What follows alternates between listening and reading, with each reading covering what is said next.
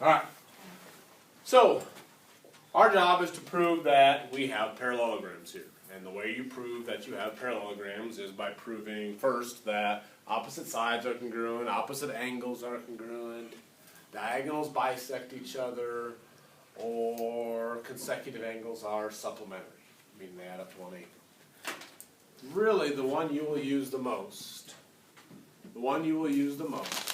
is opposite sides are congruent. Because that's usually the easiest thing to prove, especially when you're just working with a picture in general.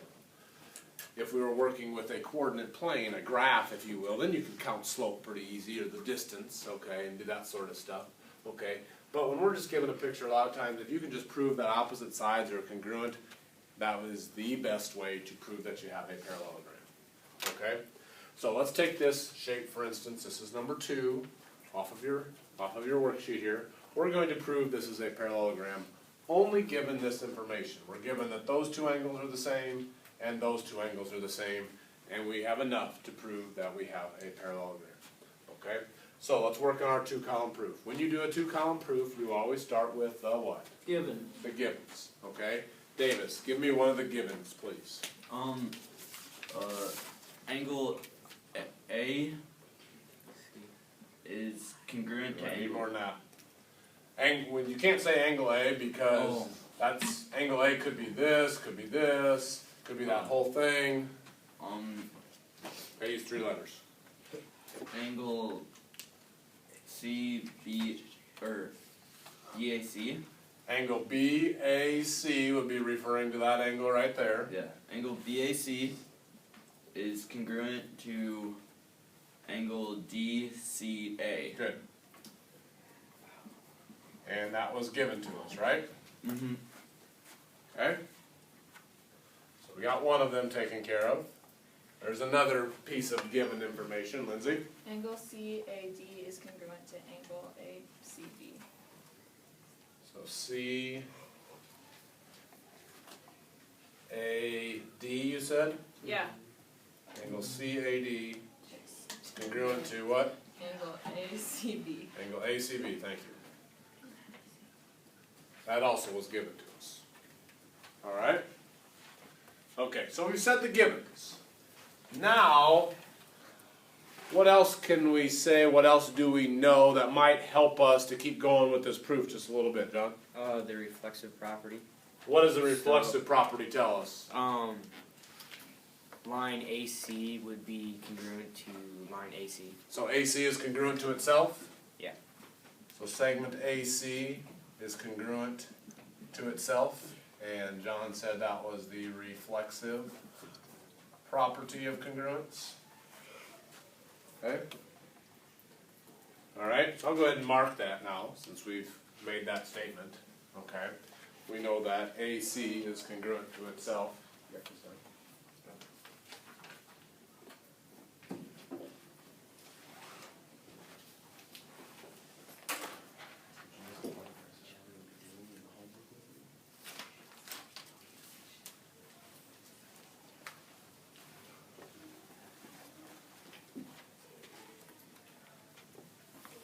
Now, look at what we have.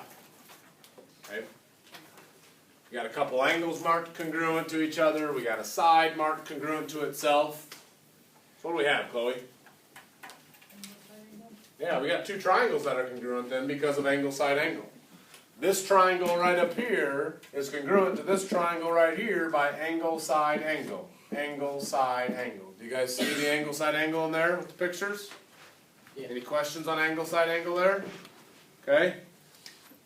So let's write our our congruent statement. Triangle ABC. I heard ABC is congruent to triangle CDA. CDA. Good job. Triangle CDA, and that is by angle side angle. Okay. Alright, we got congruent triangles now. That's good. Okay. But again, our goal is to prove that we have parallelograms. And in order to prove we have parallelograms, we need to know that opposite sides are the same. Okay? Well, if we got congruent triangles, that means the triangles are identical. which would mean all of the parts of the triangles are also identical or congruent to one another. So now what could we write, John? That line AB would Segment. be, or yeah, segment AB would be congruent to segment DC, Good. and that would be due to CPCTC. Congruent parts of congruent triangles are congruent. Okay, so nice. I know those are the same now. I need another statement here, Zach. What do you think? What's the other one I got to state? Let me find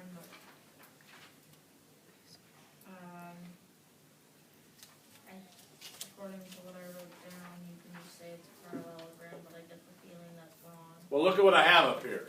I have that these two sides are congruent, but I don't have those two sides are congruent yet. Don't I need that? Oh, yeah, you need to write. Can I say that?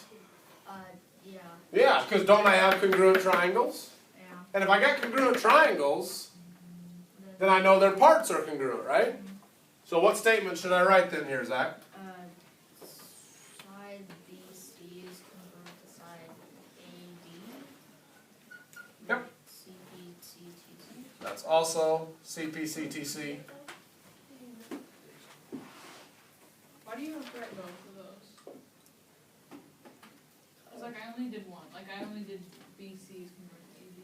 You're wrong. If you only do this one, then you could only mark that on your picture. Like right now on my picture, is that enough to say it's a parallelogram? No. Yeah. No, I mean, No. I was looking at the wrong one. Because do I see both sets of opposite sides that are congruent?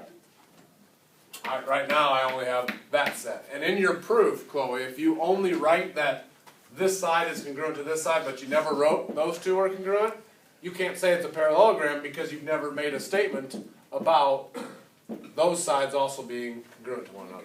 Does that make sense? Yeah. Okay? But now that I've written both of them, and that's why I'm kind of marking these as I go too, as I go through this proof, I'm marking so I can see on my picture, okay? Now I can see, oh hey, those two sides are congruent, those opposite sides are congruent, so now I have a parallelogram because opposite sides are congruent. So I can simply write ABCD is a parallelogram. And the reason why, opposite sides are congruent. Okay? What questions do you have there? There's a lot to write down. Go. That's what I said yesterday. It's a lot to write down. Okay. Let's do the next one.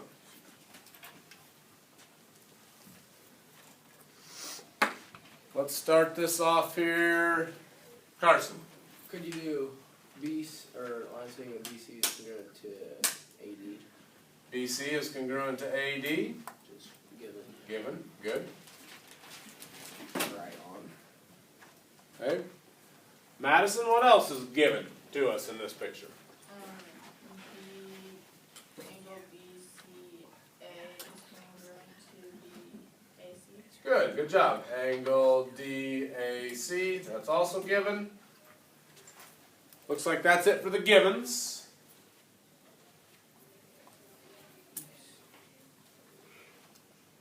Kaylee. Yeah. What do you think next? Next, the reflexive properties of the. So what is It's, line CA is congruent to line CA.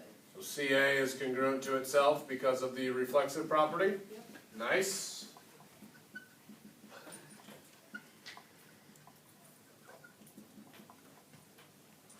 Okay.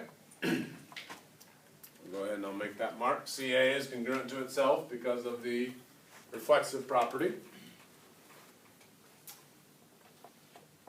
Shelby, what are you thinking now?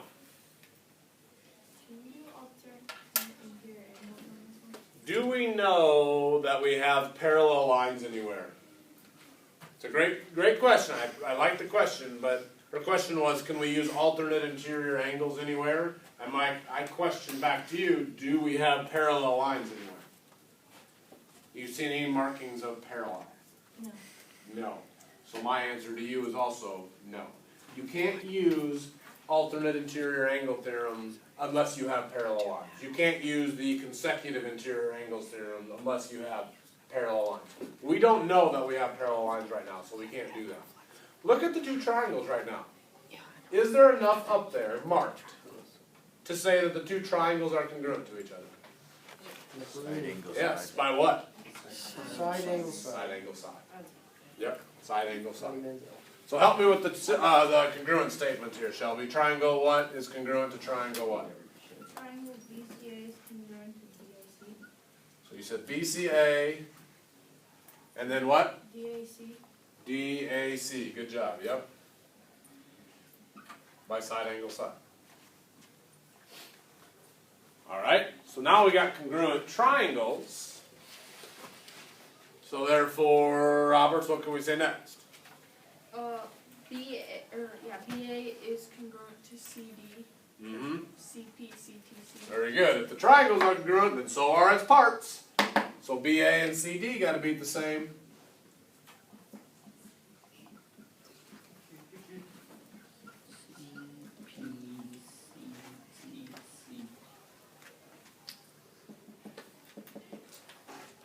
We got a parallelogram now?